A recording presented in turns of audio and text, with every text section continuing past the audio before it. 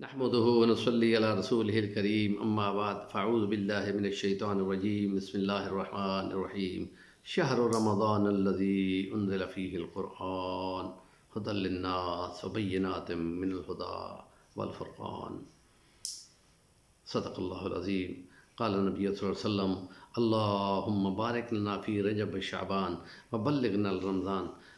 صدق اللہ العظیم. رب اشرح لی صدری ویسر لی امری واحلل عقدۃ من لسانی یفقہوا قولی. رمضان کہتے ہیں اس زمانے کو جس میں زمین کو گرم کر دیا گیا ہو. قبل اسلام عرب لوگ اس روزوں کو اس سیزن میں جو کہ گرم مہینوں میں تھا اسی میں رکھتے تھے، اور ہر تیسرے سال وہ ایک لیپ کا ایک سال جو وہ بنا کر ایک مہینہ اس میں ڈال دیتے تھے، اور جو ہی وہ گرم مہینے میں ہی رہتا تھا. جب اسلام کا عروج ہوا تو اس میں اس فرضی مہینے کو نکال دیا گیا اور اسی رمضان کو اپنے سیزن پہ اپنے مہینے کے دنوں کے ساتھ رکھا گیا، اور ترتیب سے چلتا ہوا یہ اپنے پورے سیزن کرتا ہے، اور 36 سال کا دورہ کرتا ہوا سردیوں میں بھی آتا ہے، گرمیوں میں بھی آتا ہے. تو اس حساب سے نبی کریم صلی اللہ علیہ وسلم اس کی دعا فرمایا کرتے تھے کہ رجب اور شعبان میں ہمیں برکت دینا، اور اس میں آپ کمر کس لیتے، تیاری کر لیتے.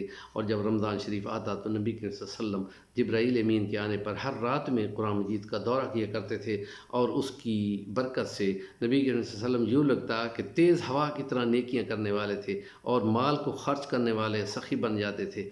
تو اس لیے اس حساب میں رمضان میں ایک خوشی ہے کہ رزق بڑھا دیا جاتا ہے، اور جو بندہ مال خرچ کرتا ہے اس میں مال خرچ کرنے میں کسی کے روزے کھلانا اسی درجے کا ثواب بن جاتا ہے جس درجے کا ثواب وہ اپنے روزے کے لیے کرتا ہے.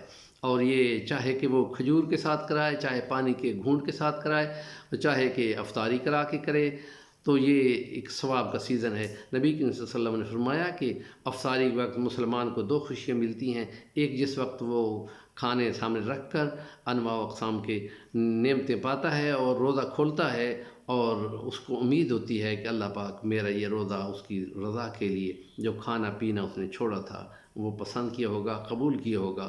اور دوسرا یہ جس وقت وہ رب سے ملاقات کرے گا، جب اس دنیا کے بعد آخرت شروع ہوگی، تو اس میں وَاعْلَمُوا أَنَّكُمْ مُلَاقُوهُ، یہ جان رکھو کہ خدا سے تمہاری ملاقات ہونی ہے، اور تم نے اکیلے جانا ہے. تو اس ملاقات میں رب اس کو دیکھ کر خوش ہو کہ اس کی رضا کی کوشش میں، اس لیے حدیث میں آتا ہے نبی کریم نے فرمایا الصوم لی وأنا أجزي بہ.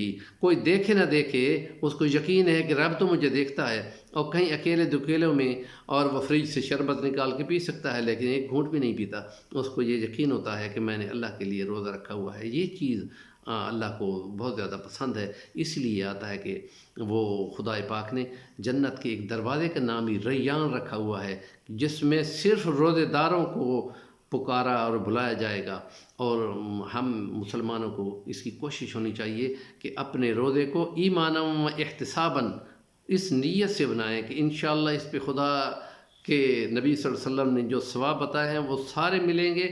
اور اس کی کوشش کرنے کا نام جو ہے کہ وہ عادت اور روٹین نہ بن جائے کہ بس کھانا پینا بند کیا ہوا ہے باقی جو کرتے رہو. اسی لیے نبی نے فرمایا کہ جو اس روزے کو جس کو ڈھال بنا دیا گیا تھا تقویٰ کے حصول کے لیے، اور اگر وہ اس کو ڈھال کو توڑ نہ دے، صحابہ پوچھتے ہیں کہ یا رسول اللہ توڑ دینا کس چیز ہے؟ کہ غیبت کرنے سے یا بس زبانی سے اس کو توڑ دینا ہے.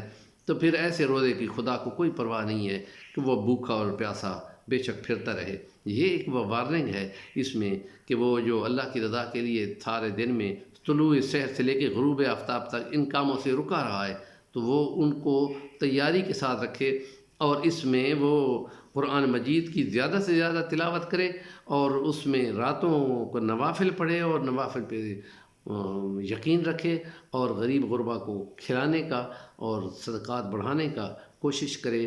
اور اللہ پاک کی دنیا میں اس سارے عالم عرب میں بھی اور عالم باقی دنیا میں بھی مسلمانوں کے یہاں پر نیکی کی نیت سے پرائس کو کم کر دیا جاتا ہے. بدقسمتی سے پاکستان میں یہ ماحول چل رہا ہے کہ اس میں قیمتیں بڑھا دی جاتی ہیں، اور یہ تاجر یہ کہتے ہیں کہ ہم نے اسی سیزن میں تو کمانا ہے. اللہ پاک ہمیں اس برکت والے سیزن میں نیکی کمانے والا بنائے، دنیا کمانے والا نہ بنائے. اور اسی سلسلے کے کچھ پیراگرام اور بھی ہم نے انشاءاللہ کرنے ہیں. تو آپ اس کو سنیں اور آگے ابلاغ کریں اور دوستوں کو بتائیں، چینل کو سبسکرائب کریں۔ آخر دعوانا الحمدللہ رب العالمین۔